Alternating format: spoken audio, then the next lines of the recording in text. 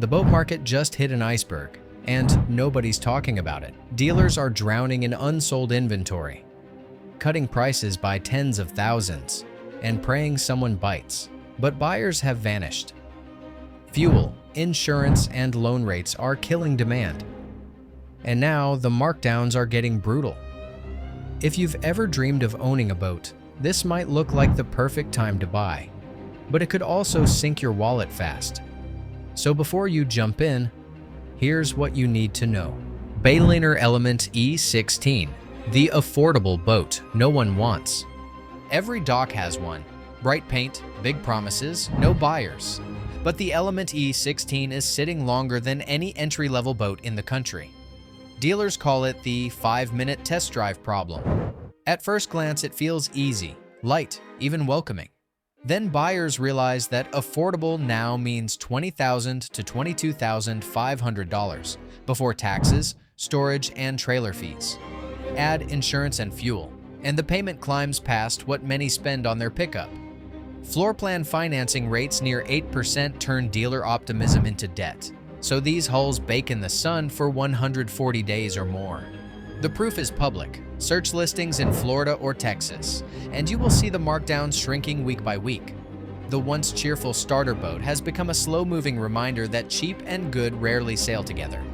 If this budget bow rider is gathering dust, imagine what happens when the price tag doubles and the buyers still stay home. Yamaha AR190. Jet fun.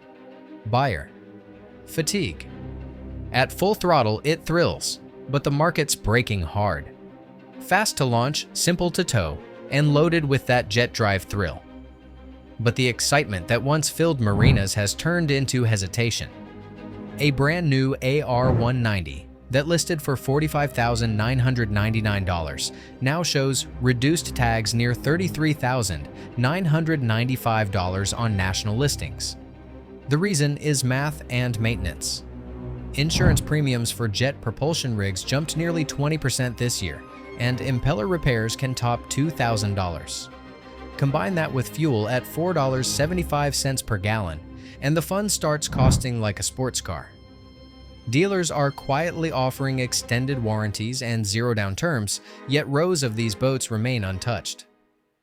If a name as trusted as Yamaha cannot stir the water, the mid-range family boats are about to face an even colder tide. Quick pause. If you've spotted these price drops near your marina, hit like and drop a comment below. Your first-hand insight helps everyone see how fast this market's changing. See Ray SLX 280. Luxury price, luxury problem. It shines like success until the payment slips arrive. But beneath the polish, dealers are quietly sweating. This model once carried an asking price of $242,000. Now, listings show markdowns near $159,000, and still buyers hesitate. The reason is simple economics. Monthly payments on that loan at 8% interest touch $1,400 before fuel or dock fees. Add depreciation near 35% in 2 years, and the numbers sink faster than its bow and chop. Dealers holding multiple units owe interest on every unsold hull, forcing desperate discounts. The shine remains, but demand has drifted. When luxury starts begging for attention, you know the next tier down is feeling the same squeeze. Tracker Pro Team 175 TXW. The budget base that stopped moving. Once a weekend badge, now a dust-coated dealer burden. But lately, those boats are staying right where they sit, on the lot.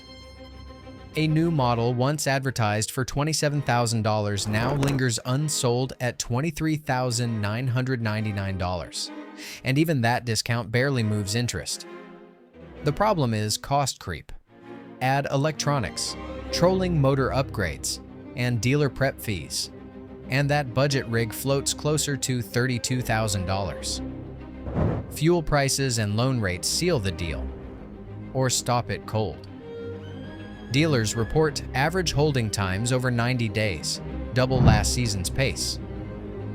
What was meant to hook first-time buyers now hooks no one.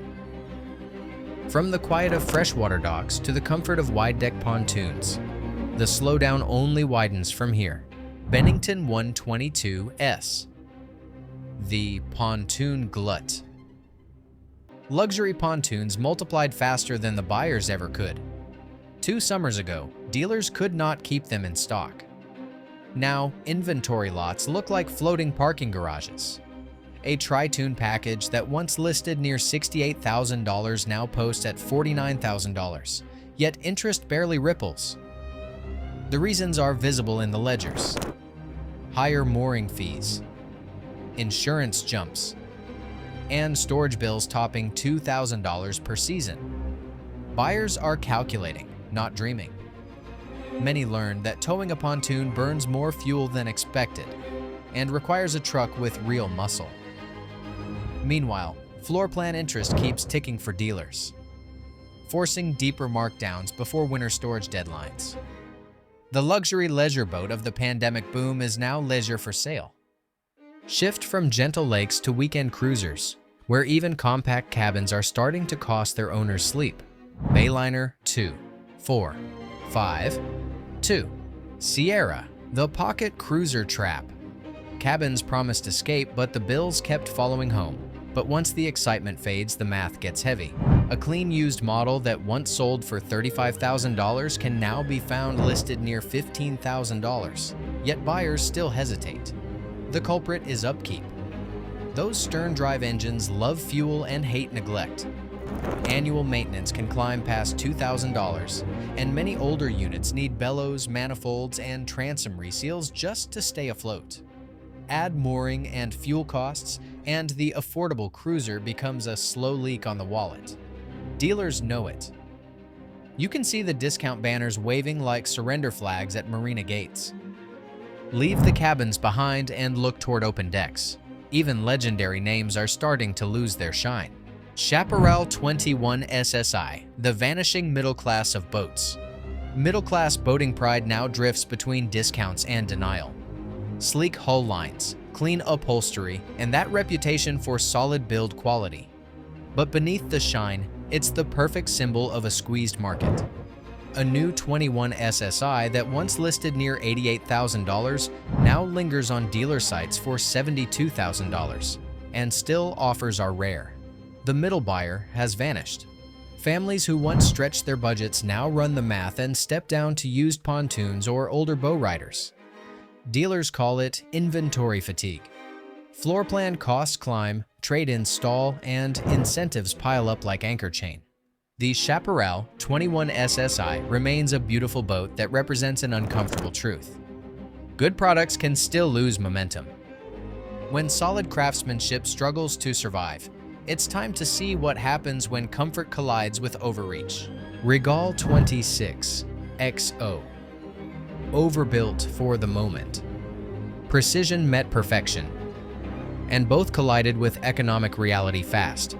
Thick hull laminate, plush cabin liners, a helm that feels more aircraft than boat. But this level of refinement met the wrong market moment. A fully equipped model that once sold for $185,000 is now appearing online for $125,000. And that's before another dealer throws in a free slip or service credit.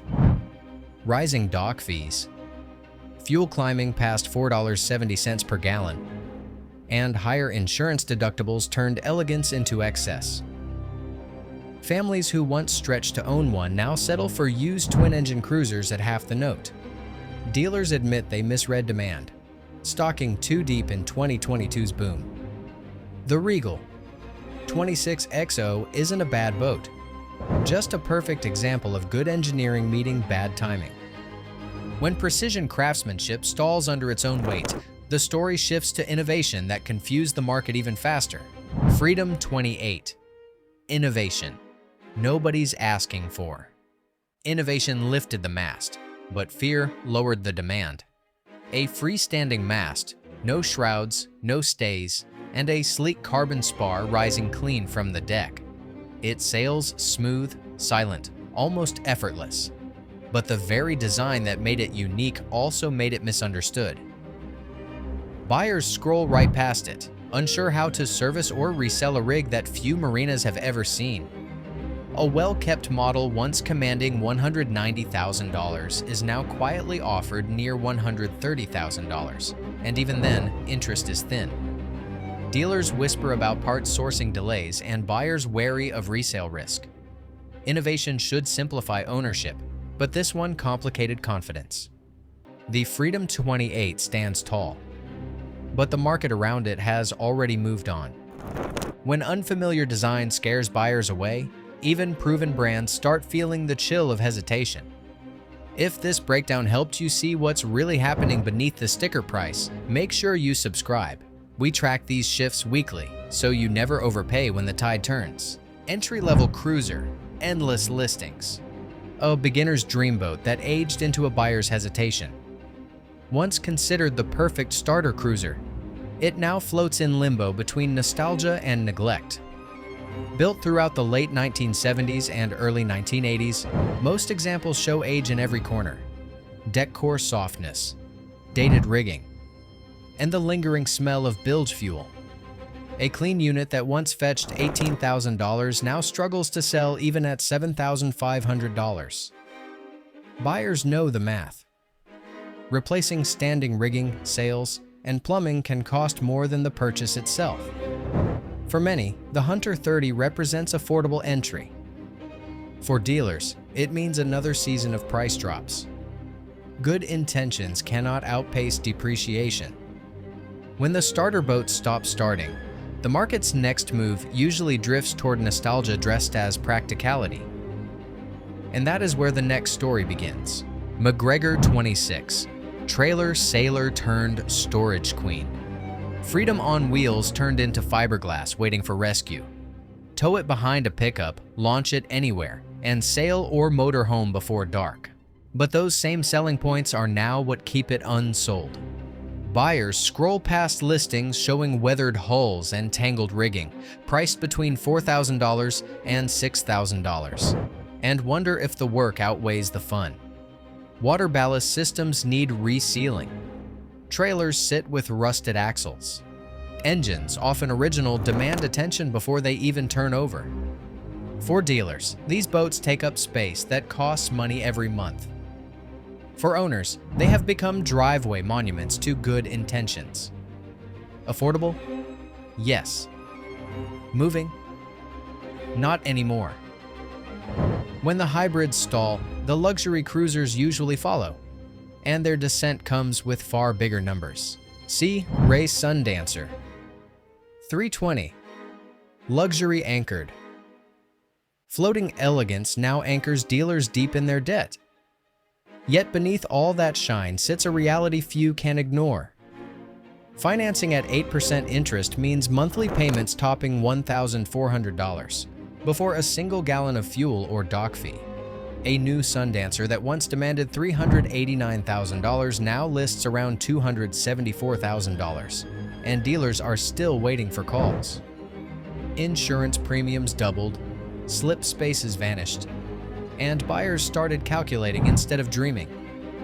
Floor plan lenders are pressing hard, forcing markdowns before the next inventory cycle hits.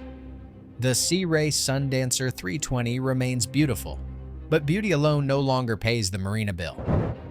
When luxury begins to drown in its own reflection, it's time to look at the so-called affordable options that promise simplicity and delivered silence. Tahoe T16, the big box slowdown. The impulse buy that stopped inspiring anyone to buy. Affordable, simple, easy to finance. That was the pitch. But this year, those same boats are gathering dust beside the fishing rods. A base T16 that once sold for $22,000 now sits discounted near $17,995, and the traffic just is not there. Interest rates and household debt turned impulse buyers into window shoppers. Add prep fees, trailers, and taxes, and the starter boat jumps back toward $25,000 before water even touches the hull. Dealers have begun bundling covers and service plans just to tempt movement. The big box strategy met a cautious public and lost. When even impulse rigs stop selling, it is time to head north, where workboats and fishing rigs are hitting the same financial wall. Avalon LS22.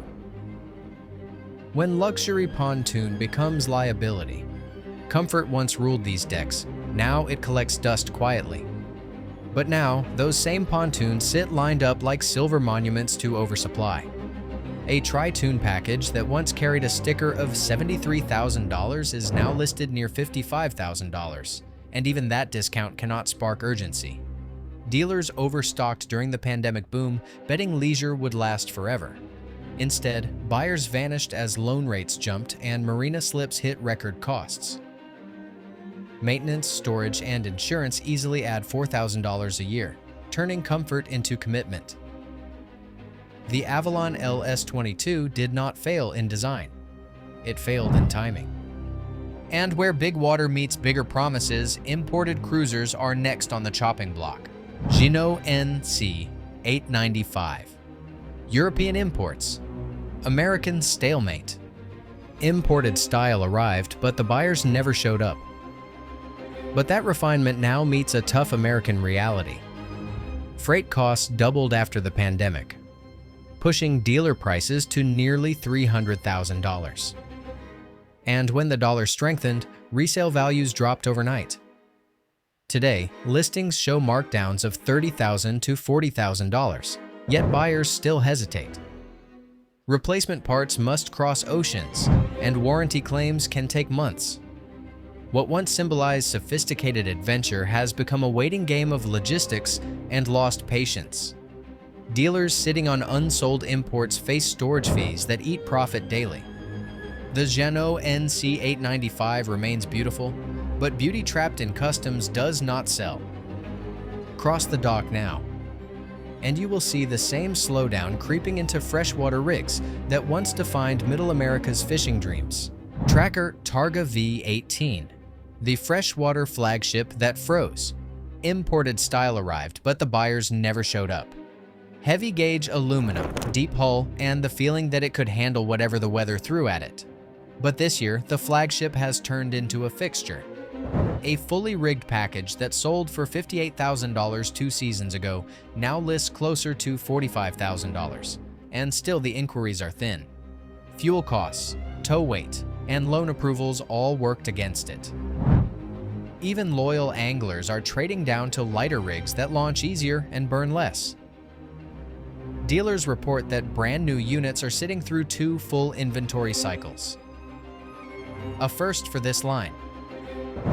The Targa 518 still floats strong, but the market around it feels iced over. When the freshwater staple stops moving, it is only a matter of time before the saltwater legends start feeling the same chill. Grady White 251 Coastal, the dealer's dilemma. Saltwater royalty dethroned by patience, payments, and parking fees. For decades, the 251 Coastal was the dependable offshore companion, a boat that blended comfort, stability, and blue water confidence. But reputation cannot outrun reality. A 2022 model once priced near $184,000 now lists for about $139,000, and even with that markdown, interest feels thin. Buyers have shifted toward pre-owned rigs from 2019 and older, cutting costs in half while still claiming the same reliability. For dealers, each unsold unit burns roughly $900 a month in interest and insurance. The Grady White 251 Coastal has not lost its quality. It has lost its urgency. And as saltwater icons face hesitation, the inland performance world is quietly watching its own prices fall through the deck. Ranger Z 518.